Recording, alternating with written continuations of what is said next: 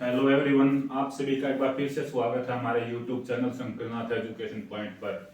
दोस्तों, आप सभी के लिए एक बार फिर से लेकर आया हूं एमटीएस की कल की तीनों पेपर्स की शिफ्ट का सॉल्यूशन। यदि आप दोस्तों चैनल पर पहली बार विजिट कर रहे हैं तो चैनल को सब्सक्राइब करें, बेल आइकन दबाएं, वीडियो कैसी लगी इसके बारे में कमेंट करें और वीडियो को ज़्यादा से ज़्यादा शेयर करें। आप हमारे व्हाट्सएप ग्रुप और टेलीग्राम चैनल से जरूर जुड़े दोस्तों, जहाँ पर सबसे पहले कोई भी वीडियो हो, कोई भी पीडीएफ फाइल हो, कोई भी जॉब इन्फॉर्मेशन हो, सबसे पहले शेयर की जाती है। चलिए शुरू करते हैं दोस्तों कल की तीनों शिफ्टों का सॉल्यूशन जो एमटीएस के एग्जाम चल रहे हैं उसमें आए थे। सबसे पहले आता दोस्तों ट्रेन टू पाकिस्तान पुस्तक के लेखक। मैंने देखिए हर रोज आपको बता रहा हूँ कि जो भी वीडियो में क्वेश्चन करा रहा हूँ वे क्वेश्चन रिपीटेड होते हैं, हर जो पेपर में है लगातार जो रिपीट हो रहे हैं कि दो क्वेश्चन। तो जो क्वेश्चन है ट्रेन टू पाकिस्तान, ये पहली शिफ्ट में भी क्वेश्चन आया था और दोस्तों तीसरी शिफ्ट में भी क्वेश्चन आया था। यानी कि देखिए पहली शिफ्ट का क्वेश्चन तीसरी शिफ्ट में रिवाइज हुआ था। तो ट्रेन टू पाकिस्तान पुस्तक के लेखक कौन है? खुशवंत सिंह। खुशवंत सिंह की जो दोस्तों और भी कई सारी पुस्तक हैं, और भी कई सारी बुक हैं जो एग्जाम में पूछी जा रही हैं। तो ट्रेन टू पाकिस्तान पुस्तक के लेखक हैं खुशवंत सिंह।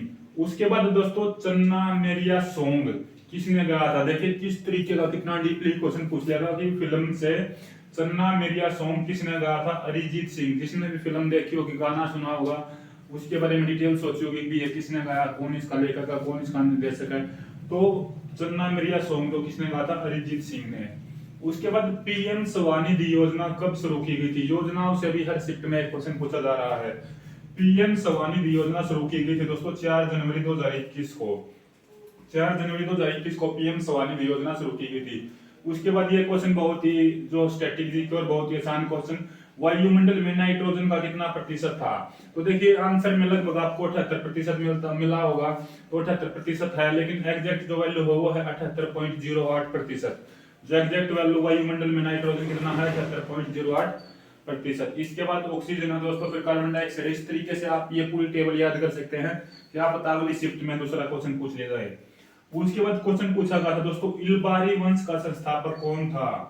तो इल्बारी वंश का संस्थापक था देखिए इल्तुतमिश। इल्तुतमिश आप सभी जानते हैं जो है ना गुलाम वंश में था, कुतुबुद्दीन ऐबक आया दोस्तों। उसके बाद इस तरीके से जो शासक चलते गए, तो एक छोटा सा वंश था इल्बारी वंश, इसी की स्थापना की थी इल्तुतमिश ने, और ये गुलाम वंश के अंदर ही था दोस्तों, इसलिए इसका ज्यादा जिक्र नहीं होता। लेकिन क्वेश्चन पूछा गया था इल्बारी वंश का संस्थापक कौन था? इल्तुतमिश। 2011 की जनगणना में जो 2011 की जनगणना हुई थी दोस्तों, उसमें से हरिजन संख्या का प्रतिशत कितना था? तो देखिए से हरिजन संख्या का प्रतिशत था 31.16। ये था दोस्तों से हरिजन संख्या का प्रतिशत। अब आपसे अगले में ग्रामीण पूछ ले तो ध्यान रखना, कोई भी जो है ना प्रतिशत 100 होता है तो से हरिजन संख्या 31.16% है। तो दोस्तों ग्रामीण जनसंख्या आपकी होगी 68.84, यानी कि जो ना 68.84, 68.84 जो है ग्रामीण जनसंख्या का प्रतिशत 2011 की जनगणना के अनुसार रहेगा। ये शहरी आपसे पूछा गया था, ग्रामीण आपको याद रखना है। उसके बाद अगला क्वेश्चन है चेरापन हारा परंपरा है। चेरापन हारा परंपरा पूछ लिया, या तो आपसे पूछ सकता भी किस राज्य में है, तो ध्यान रखना भी उड़ीसा राज्य में ही है। लेकिन क्वेश्चन पूछा गया था कि ये इसका संबंध किससे है, परंपरा का संबंध। तो दोस्तों ये है जगन्नाथ रथपुरी यात्रा, और जगन्नाथ रथपुरी यात्रा आप सभी जानते हैं उड़ीसा में जगन्नाथ रथ मंदिर है बहुत ही फेमस, तो जगन्नाथ रथपुरी यात्रा से इसका संबंध रहेगा। उसके बाद गांधार देश की राजधानी क्या थी? तक्षशिला। एक तरीके से जो ना जनपद से क्वेश्चन पूछ लिया गया, तो गांधार देश की राजधानी क्या थी? तक्षशिला। तो जितने भी 14 के 14 महाजनपद हैं उनकी राजधानियां भी जरूर याद करिए दोस्तों आप। प्लसी का युद्ध हुआ, देखिए प्लसी का युद्ध कब हुआ? पहले ये क्वेश्चन नहीं पूछा गया था, लेकिन क्वेश्चन पूछा था प्लसी का युद्ध किस किस के बीच हुआ? तो प्लसी का युद्ध हुआ था भाई रॉबर्ट क्लाइव, ये क्लाइव आया दोस्तों, रॉबर्ट क्लाइव व नवाब सिराजुद्दौला के बीच।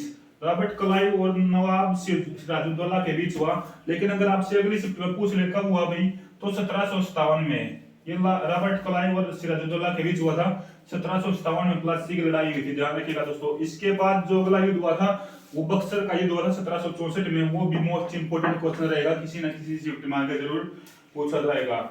उसके बाद अगले क्वेश्चंस पर चलते हैं दोस्तों। तो अगला क्वेश्चन अभी वर्ष 2022 में भारत के विदेश सचिव कौन थे? जो अध्यक्ष और चेयरमैन की वीडियो मैंने आपको कराई है उसमें से भी क्वेश्चन आ रहे हैं। तो वर्ष 2022 में भारत के विदेश सचिव कौन है? विनय मोहन कात्रा। विनय मोहन कात्रा इस क्वेश्चन का राइट आंसर था। और अभी जो हाल फिलहाल में नई नियुक्तियां वगैरह हुई हैं उनसे संबंधित भी एक वीडियो मैं जल्दी लेकर आने वाला हूं। जो एचसीएस का एग्जाम है 24 जुलाई को दोस्तों, वो उसके लिए भी इंपॉर्टेंट रहेगी। उसके बाद अंतरराष्ट्रीय हॉकी मैच की अवधि कितनी है, यानी कि जो इंटरनेशनल हॉकी मैच है वो कितने टाइम में खेला जाता है दोस्तों। तो अलग अलग मैचों की अलग अलग अवधियां होती हैं।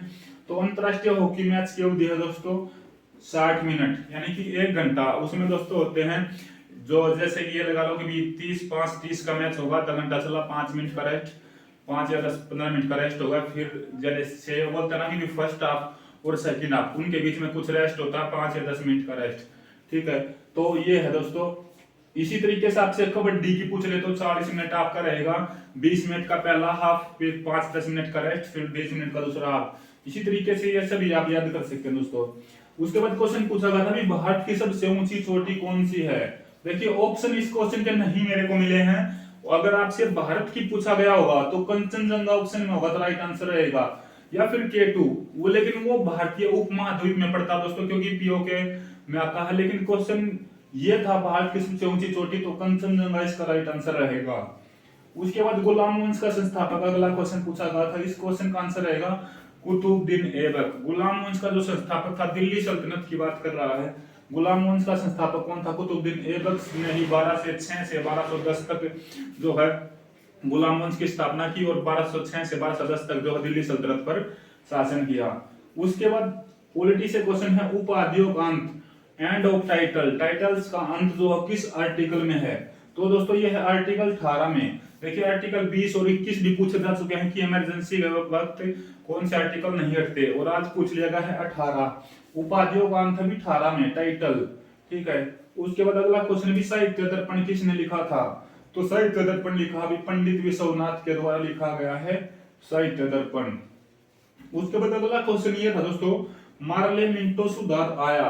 देखिए मार्ले मिंटो सुधार आया, या तो आपको ऑप्शन में ये मिला 1909 में, या फिर मिलेगा दोस्तों मुस्लिमों के प्रतिनिधित्व के लिए। इस क्वेश्चन के ऑप्शन स्टूडेंट्स ने जो जिन्होंने भी एग्जाम लिखा उन्होंने मेंशन नहीं किया, बताया नहीं कि किस तरीके के ऑप्शन थे।